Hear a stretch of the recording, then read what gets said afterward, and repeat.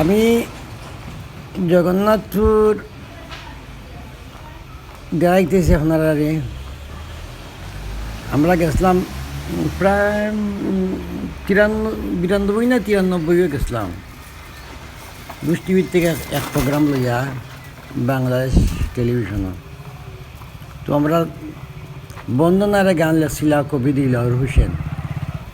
আমরা ও গ্রামেরও ওদিকে বাড়ি, ও লাগাও বাড়ি পুকুরের উত্তর ফারো ও পুকুরের। তো আমরা একটা গান বিচারাই লেখছিলাম, প্রথম বিচারাই লেখার দায়িত্ব ছিল গানটা তুমি লেখিলাও। তিতা এলাকা হল সময় গাঁও গ্রামের মতো আসিল আর কি, তখন তো টাউনের মতো হয়ে গেছি। তো গানটা লেখছি বিচারায়, গাঁও গ্রামের মানুষ আমরা গ্রামের গান গাই, আমরা গ্রামের গান গাই। আসরের শুরুতে আমরা সালামও জানাই।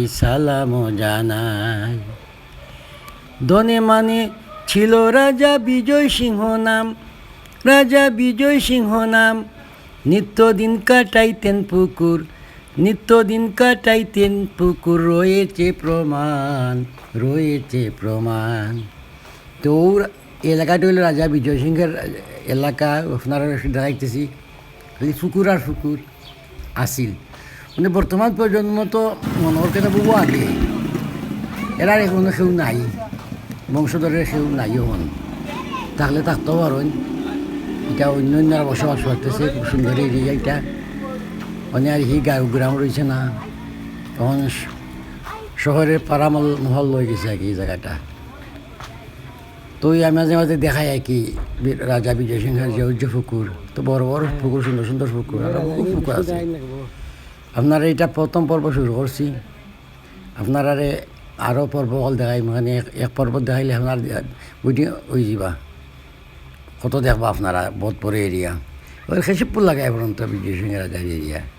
তো বিশেষ কিছু এরিয়া আপনারা দেখাই আর কি মাঝে মাঝে ধারাবাহিকভাবে। তো যারাও আমি অন্য পুকুর ফাড়ে দিই, ইটা রাস্তাঘাট আগে আসছিল, ঠিকও আসছিল, ফাঁকা আসছিল না।